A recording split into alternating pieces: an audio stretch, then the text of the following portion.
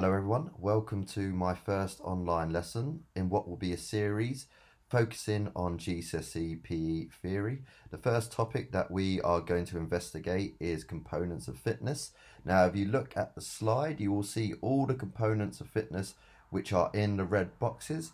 As we go through the slides, we will investigate each component.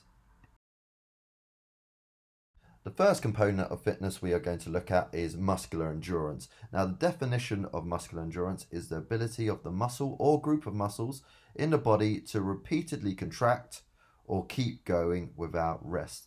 Now, the words that are highlighted in green are generally speaking the words that the examiner would like to see you use when you are defining muscular endurance. Now, if you look below in purple, there is a practical example, which is Mo Farah, who is a marathon runner. He would contract his leg muscles, his quadriceps, hamstrings, and gastrocnemius repeatedly without tiring during a marathon. Now, Mo Farah would generally run a marathon in about 2 hours, 5 minutes. So this is a long time for Mo Farah to be contracting those muscles. And for that reason, he would need a great deal of muscular endurance. Now, I'd also like to draw your attention to Kevin De Bruyne below, who is a central midfielder in football. Now, generally speaking, a midfielder in football would be expected to contribute to both attack and defence, and that means they would have to get up and down the field a lot. Now, as a game of football lasts for about 90 minutes, this is a great deal of muscular endurance required as well. Other sports in which you would need muscular endurance is cycling. So cycling would go on for long periods of time, so you'd be expected to use your leg muscles for long periods of time. Swimming, especially long distance swimming, where you're using your muscles repeatedly for long periods of time. Rugby and hockey, as they last for 80 minutes plus. And cross-country running, which is obviously very similar to marathon running. The second component of fitness we're going to look at is cardiovascular endurance, which is very similar to muscular endurance, except this time the focus is on the cardiovascular, so the heart. Now, cardiovascular endurance is the ability to continuously exercise without tiring, otherwise known as stamina. Now, something you might be asked to define or use in your exam is the VO2 max. And the VO2 max is the maximum amount of oxygen an individual can take in and use in 1 minute. So if you look at the photo of Chris Froome in this slide, you'll notice a mask is on his face. Now that mask is being used to measure his VO2 max. It's measuring how much oxygen his body is taking in and using in 1 minute. Now, other sports in which you can use cardiovascular endurance is very similar to muscular endurance. Any sport or event which lasts for long periods of time. So cycling and swimming. In addition to those long distance events, you could also have hockey, as you are running around the field for long periods of time, rugby, cross country and football. The third component of fitness is speed, for which the definition is the maximum rate that a person can move over a specific distance or speed of specific body parts, such as the legs. Now, an example of this would be pretty simple. It's Usain Bolt running the 100 meters, the 100 meters being a specific distance, and Usain Bolt would have to run at his maximum rate to ensure that he wins the race. Now, this can also be applied to any sprint in athletics, so 200 meters, 400 meters as well, any relay. In addition to that, it could be used in swimming, so the 50-meter freestyle, you would need speed. In a game of squash, so your opponent might be moving you from one side of the court to the other, and you would require speed to get across quickly. In any invasion game, so an example would be rugby. If a winger receives the ball and is attempting to score a try, they would need to use speed to score that try before the defender got across to make a tackle. The next component of fitness we're going to look at is strength, which is the amount of force a muscle or muscles can exert against a force of resistance. An example would be a rugby player completing a tackle. Now, if you look at the photo of Courtney Laws making a tackle here, he's using or exerting force using a group of muscles, which would be his legs and his trapezius. And it's against the force of resistance. The force of resistance being the ball carrier. Now, it'd be very similar in making a tackle in American football. In addition to that, you would use strength in football. So, for example, a goalkeeper coming for a cross, there may be a number of attackers in his way. So he'd have to use strength to shrug off the attackers and come and collect the ball. In addition to that, you'd also use a great deal of strength in rowing. So you'd be exerting force using a group of muscles, which would be your arms, your legs, your back, and the force of resistance would be the water. Next is power, which is, if you are asked to define it, a very simple equation. It is strength times speed, and it can otherwise be known as explosive strength. Now, a sport in which you would need a great deal of power is shot put, as they use speed and strength to throw the shot as far as possible. They would need speed to spin around and generate power, and they will also need strength to throw the shot as far as possible. Combine these two things and you have power. Now, bouts of power would only last for very short periods of time. So, for example, throwing a shot put would only last for about 3 to 5 seconds. Other events in which you would use power is triple jump. So you need power to generate as much height and distance in your hop, skip and jump.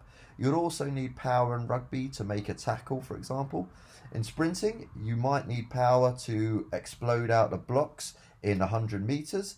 You would also need it in any throwing event in athletics. So, for example, in javelin, you need speed to generate pace when you're just about to throw the javelin, and then you would need strength to throw the javelin as far as possible.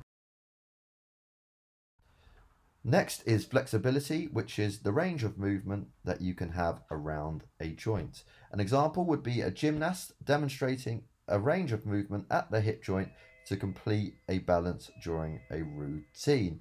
Now, if you look at the photo on this slide, the gymnast is showing a great range of movement at the hip to complete the balance. Other sports and activities in which you would use flexibility is dance, for similar reasons to gymnastics. In football, you might receive a pass that is 2 or 3 yards to the right or left of you, and you might have to show a range of movements in the lower body to control that ball and stretch your legs. Similar in hockey, but if you receive a pass in hockey and maybe it's 2 or 3 yards either side of you, you might have to show a range of movement in the shoulders to get your stick down and control the ball. In addition to that, in table tennis and tennis, the ball might be hit by your opponent to either side of you, and you might have to stretch the muscles in the upper or the joints in the upper body to return that ball. Next is agility. Now, agility is the ability to change direction quickly whilst maintaining control. A sport in which you would need a great deal of agility is netball. Now, netball is a very quick game on a small court. Now, that means the vast majority of the time when you're looking to receive the ball, you're probably being marked by your opponent. Now, in order to lose your opponent, you have to change direction quickly to create space for yourself and receive the ball from a teammate. Now, this would apply to most invasion games as well. So another example of needing agility in another sport would be rugby, in which you would need to change direction quickly whilst maintaining control to avoid an oncoming tackle. Similar concept in American football. In hockey, you might need agility to quickly change direction when you're dribbling with the ball. Basketball is a similar concept to netball, using agility to lose your marker and receive a pass, and that would also be similar in football. Next is balance, which is the ability to keep your body mass or centre of gravity over a base of support. Practical example would be a gymnast performing a handstand on a balance beam. So if we look at the photo on this slide, the gymnast is performing a balance, which is the centre of gravity, and they are doing so on a balance beam, which is the base of support. You would also need balance in sports such as rugby, but for different reasons. So for example, in rugby, you could be the ball carrier and your opponent attempts to tackle you, but they only half tackle you and you break free, but they've knocked you off balance. Do you have the ability to maintain your balance and keep progressing with the ball. Similarly, in football, you could be carrying the ball and someone shoulder barges you, knocks you off balance. Do you have the ability to maintain your balance and keep progressing with the ball? You would need balance in dance for similar reason for gymnastics, and you would also need balance for athletic events such as pole vault, with the pole vault being the base of support.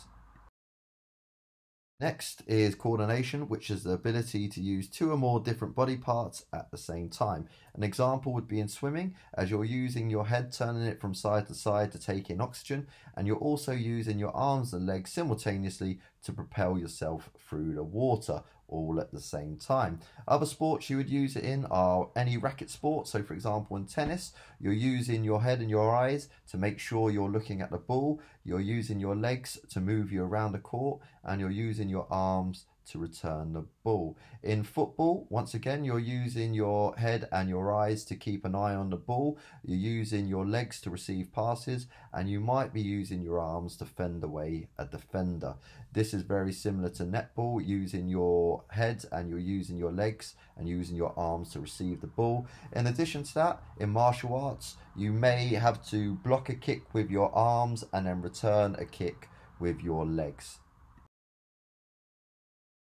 Lastly is reaction time, which is the ability to react quickly in a sports situation to a given stimulus. A pretty easy practical example would be a sprinter in 100 meters. The starting gun goes off, which is the stimulus. That is the cue for them to explode out the starting blocks and hopefully get a good start. Now, you'll need reaction time in the vast majority of sports you play. An example would be in football, netball or hockey. You could be defending and you're marking someone. The person you're marking, your opponent, might change direction quickly to try and lose you. You have to react to that stimuli and try and track them. Another example would be in cricket when you're batting. The bowler could be particularly quick, and when they release the ball, you have to react quickly to play the appropriate shot. To finish off the online lesson now, I'm going to give you a practical example of Geoffrey Archer, who is an England cricketer who plays all three formats of the game. So that is Test, One Day and 2020. What I'm going to do is focus on the components of fitness that I think are most important to Geoffrey Archer, which I've put in green. So I think muscular endurance is very important to Archer as he plays Test cricket. And in Test cricket, you might be out on the field for 3, 4, 5, 6 hours at a time. And that means you're going to be using your muscles repeatedly to make sure you can get around the field and field effectively, but also bowl. So I think he needs a great deal of muscular endurance. In addition to that, I feel that Geoffrey Archer needs a great deal of speed. He's a quick bowler. He bowls at about 90 miles per hour plus, and in order to do so, he has to bowl with great speed. Additionally, he's going to need power. As he's bowling, he has to leap into a bound position, and that means he has to get into a side-on position to bowl the ball. And in addition to that, he's also going to need to do it with speed and strength combined. So he needs a great deal of power. Lastly, I think he needs a lot of coordination because bowling is a very complex movement. You're using your legs, you're using both your arms, you're using your head, and you're doing all of this whilst running and jumping. So you're going to need a great deal of coordination to bowl. Now, you might disagree with the examples I've given, but as I said previously, if you can justify your answers, you should be able to get marks in the exam. That is the end of the online lesson. Thank you for listening, and I hope you watch my next presentation.